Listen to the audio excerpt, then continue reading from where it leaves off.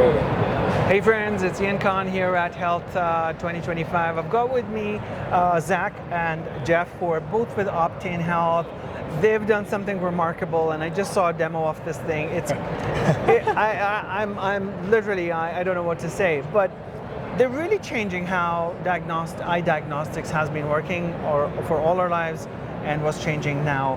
Help me understand, gentlemen, the demo that you just showed me, like what happened in a matter of like 15 seconds that's so complex right now. Yeah, so I'm a physician by background. What we're really building is new tools to really use the eye as a window to the body.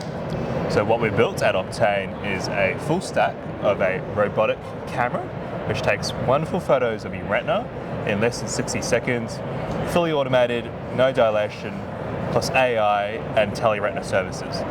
What that allows us to do is allows us to put our cameras into places like primary care and in community.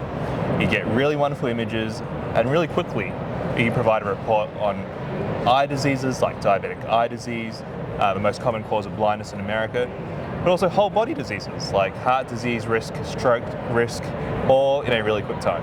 Yeah, how is this all happening just with a retinal scan? What's behind it? Well, the eye is really the window to the body. It's a really unique tissue in that it's the only part of the body you can directly see blood vessels and neurological tissue. You don't need needles, you don't need radiation, you just take photos of it. And we apply the AI to really get that whole body insight just from a simple photograph. Amazing. Jeff, tell us more about your market approach. Like, how is the response? I know you're doing great in different investor circles. There's a lot of attention on the product. Yeah, I think there's been a lot of attention in the entire arena for a while. I think there's been a massive gap between what's available in the market and what's necessary in the market. So in my stint in running clinics as a CEO, on the other side of the aisle, one of the things that we learned or that we said in our clinic was you need to show a clinical value, you need to show a fiscal return, and you need to occupy less than 2 total minutes of my staff time or less than 1 minute of my doctor time. Yeah. And I think it's really been that last piece, the inability for the previous market positioned individuals to kind of come in, that has created the opportunity for us to go so fast. And you're right, the demand has been great. I've never had a round where we had 7 healthcare investors, health system investors, jump in on a financial round just to bring the product to market faster. So yeah, very exciting. What are you seeing in terms of market? Like, is North American market more kind of talking to you, or is it the Europeans? Is it Asia? I think every market is kind of a snowflake. Everyone's got their own needs. Yeah. In Europe, we see a very strong footprint in the optometry space. The optometrists oftentimes are the ones that create the downstream referral patterns into ophthalmologists, but also have really good contact with primary care physicians, et cetera. In the Middle East, we see kind of mall-based systems that refer into hospitals, but here in the United States it's primary care. So the one consistent theme is frontline care. The earlier we can get into screening, the faster we can catch disease states and the better we can treat patients. And I've been hearing this a lot. I've had a lot of conversations, whether it's cancer early screening, it's it's like early screening is the way to solve the problem rather than cure it later on. Yeah. Like, it's such an accelerator on longevity and whatnot. That's right. So that's definitely a game changer. What are your plans for the next let's say 2 to 5 years? What's your aspiration? Well, we're at a really exciting point in time where we're growing really rapidly. Our technology is already in 200 clinics around the world, and we think in the next 12 months we'll add another 1,000. So it's a really exciting time, making sure that our technology gets to the frontline clinics, places where hopefully they can create some real good for our patients. But we're really excited. Right now we have indications approved for eye diseases, cardiovascular disease risk outside of the US, bringing that to the US and adding on new indications, things like kidney disease, coronary artery disease, maybe even neurological conditions, all from the same retinal scan.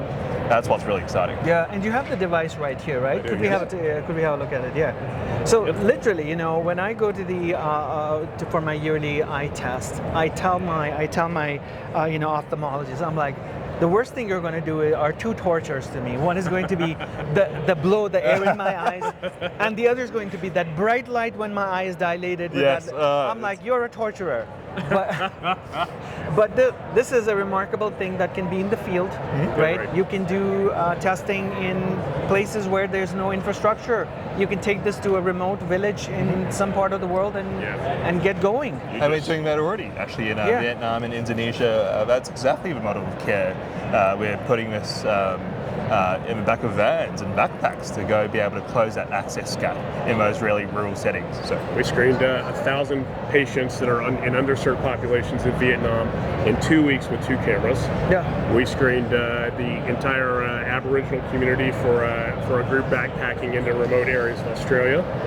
We just did 2 major health systems did their public screening, which they do on a regular basis, and in both cases they used our devices because they're fast, easy, portable. Yeah. And you know, no dilation, as you mentioned, which is a huge deal. right. And I think the problem is not, this is not a third world country problem that's being solved. I live in Canada and the US. We have communities and villages and Absolutely. populations that are remote, very remote in northern Canada, very remote communities that have to fly in order to get to a clinic for to do whatever. So that really changes a lot. yeah, I was talking to a really good Canadian friend, and hopefully with our technology, what we can offer is the same quality of care to someone who's living in Calgary versus someone who's living in northern Alberta or in the territory. So it's really using AI and robotics to extend access to specialist level care irrespective of postcode. Amazing. I really look forward to this actually making the waves, which it already is. But Amazing. this is so profound. I really love it. And thank you for joining us here on this short segment on The Futurist, but really appreciate it. We're so excited to be here. Thank you so much for Exciting. Thank you. It's our pleasure. Thanks, Zach. Thank you so much. Jeff, thank Appreciate you. Thanks so much.